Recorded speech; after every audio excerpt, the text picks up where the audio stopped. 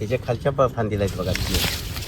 Greenery बघा ना त्याची जी ग्लिझिंग आहे त्याच्यावर चमक बघा त्याच्यावर म्हणजे चमक आहे ग्लिझिंग हिरवेगार एकदम आणि अशी आकर्षक शायनिंग आणि विशेष म्हणजे कुठं वांज फांदी कुठेही नाही असं एकही फांदी नाही त्याला हे सेटिंग नाही. आता इथंच बघू शकतो कुठलीही एकही फांदी नाही असं प्रत्येक फांदीला सेटिंग आहे. कांडोकांडी सेटिंग आहे बघा. बंचेस मध्ये शिवाय एक 2 2 3 3 बरोबर आहे बघा. 30 ते 35 जर फळ ठेवले आणि 300 ग्रॅम साईज धरली तर 9 किलो पासून ते 10 किलो पर्यंत माल होणार आहे बरोबर.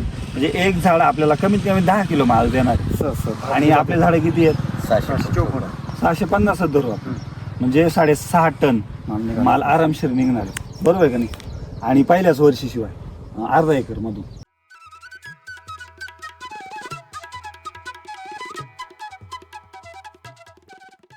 सर नमस्कार. नमस्कार. तुमचा परिचय द्या.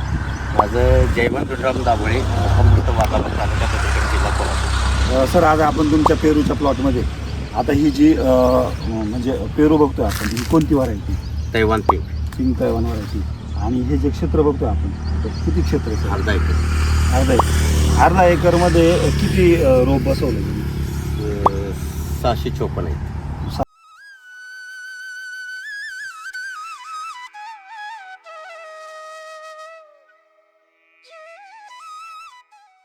आणि ही जी लागवड बघतो आपण 2 ओळीतलं अंतर 8 बाय 4. 2 ओळीतलं अंतर 8 फूट आहे. हां. दोन्ही रोपातलं अंतर 4 फूट आहे. 4 फूट आहे. आणि आज बागेला म्हणजे लागवड केल्यापासून तर आजपर्यंत आज म्हणजे मे महिना संपला, जून सुरू झाला 9 महिने 9 महिने झाले. म्हणजे 9 महिने म्हणजे जवळजवळ सप्टेंबर मध्ये लागेल. सप्टेंबर 2025 हां. बरोबर आहे ना. आज जून 2026 चालू आहे म्हणजे 9 महिन्याचा प्लॉट झालेला आहे.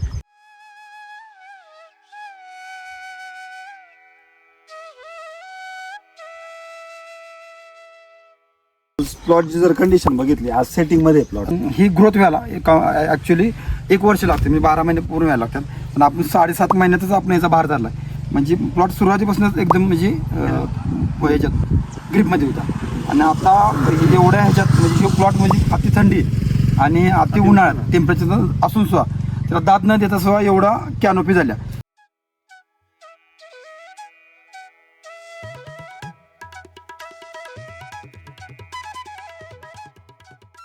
तर ह्या आता तर आपण ह्याचं सेटिंग बघतोय तर 75 ते 80 या लेवलमध्ये. आणि याचा फुटवा तर आता आपण चेक करूया फुटवा.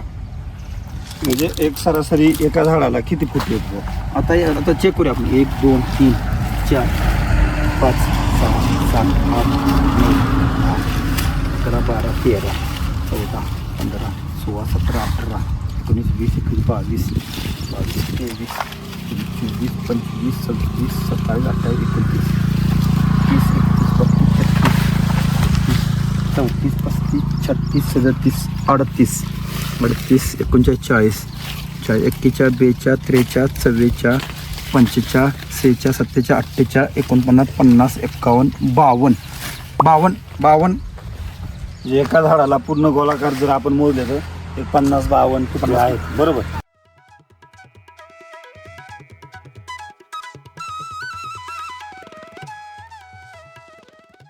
आणि विशेष म्हणजे कुठं वांज फांदी कुठेही नाही असं एकही फांदी नाही त्याला हे सेटिंग नाही. आता इथंच बघू शकतो कुठलीही एकही फांदी नाही असं प्रत्येक फांदीला सेटिंग आहे.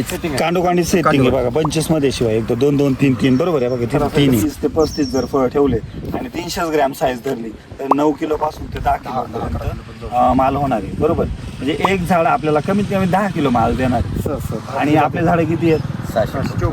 650 धरू आपण म्हणजे 6.5 टन माल आरामशीर निघणार आहे बरोबर आहे का नाही. आणि पहिल्याच वर्षी शिवाय अर्धा एकर मधून.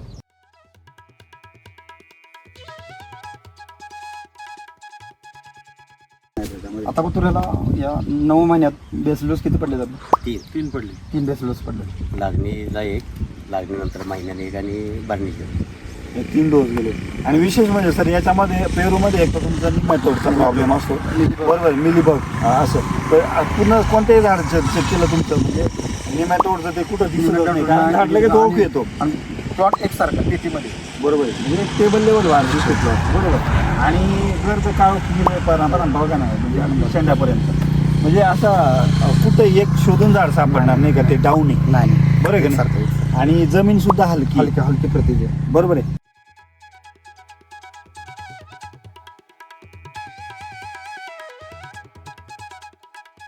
तर बेसल डोस मध्ये तुम्ही काय काय वापरलेले आहे मग? कृषीधन, ग्रीन भूमी, बायो एनपीके, आणि एन बूस्टर असा मिक्स डोस केलेला आहे. बरोबर. तर काय वाटतं बाबा आता ह्या खतांवर तुम्ही म्हणजे सगळेच पिकं करताय, भाजीपाल्यापासून तर फळ पिकापर्यंत. फळ पिकामध्ये आपण इथून पाठीमागे नव्हतो, पण यावर्षी यावर्षी आपण आहे. तो पण व्हिडिओ आलेला आहे समजा आता. बरोबर. सेटिंग स्टेजमध्ये आपण घेतोय तुम्हाला.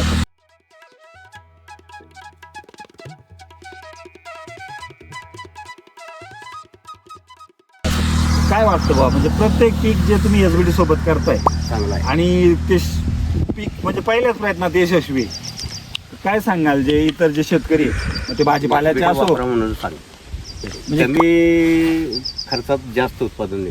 बरोबर आहे, म्हणजे खिशाला परवडेबल पण आहे आणि 100% आणि शाश्वत पूर्ण म्हणजे तुम्हाला माहिती आहे की मी 1 रुपया जर लावलाय आज, मला त्याचे 2-3 रुपये मला रिटर्न मिळणार आहे. रिटर्न मिळतात. बरोबर आहे.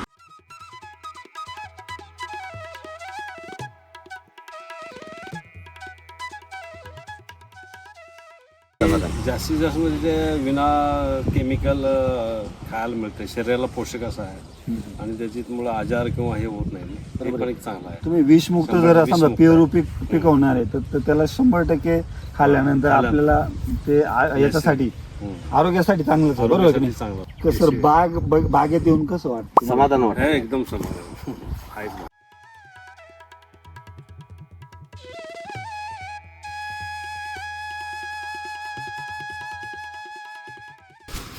त्याच्या खालच्या फांदीला आहेत बघा तुम्ही. ग्रीनरी बघा ना त्याची जी ग्लिझिंग आहे त्याच्यावर, चमक बघा त्याच्यावर. म्हणजे त्या पेरूवर चमक आहे, ग्लिझिंग आहे. हिरवे गार एकदम आहे.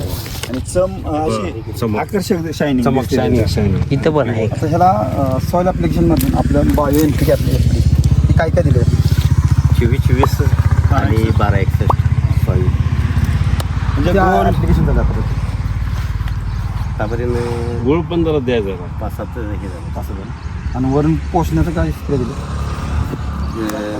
क्रॉप क्वांटी यांचं परत त्याचं काय म्हणजे benefit काय? चांगलं आहे.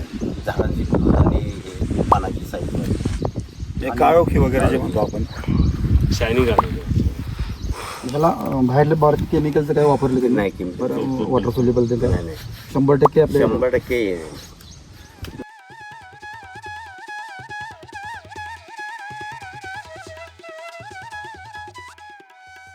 बरोबर आहे. एसबीटी सोबत जर जोडला तर कमी क्षेत्रावर जोडा, अनुभव घ्या आणि मग ठरवा पुढे वापरायचं. बरोबर की नाही सर?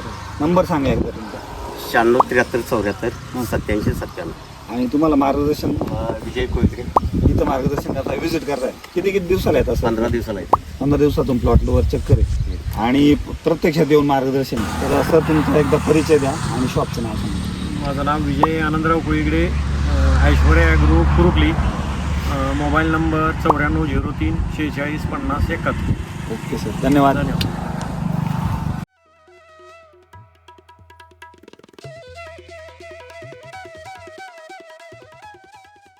आज ग्राउंड लेवलला येऊन एसबीटी काम करते आणि प्रत्येक ठिकाणी म्हणजे त्या ग्राउंड लेवलच्या कामातून प्रत्येक शेतकरी सक्सेस आहे आणि शेतकऱ्यांचं प्रमाण आपल्याकडं जे रिपीट आहे हेच आपलं यश आहे समजायचं एसबीटीचं. बरोबर की नाही? एक शेतकरी एकदा आला, तो एकदा त्याला रिझल्ट आला तो कायमस्वरूपी जोडतो. खूपच छान. म्हणजे जेवढे पण सरांनी पिकं आतापर्यंत घेतले शेतामध्ये प्रत्येक पिकामध्ये सक्सेस आहे, कारण त्यांच्या सोबतीला एसबीटी आहे.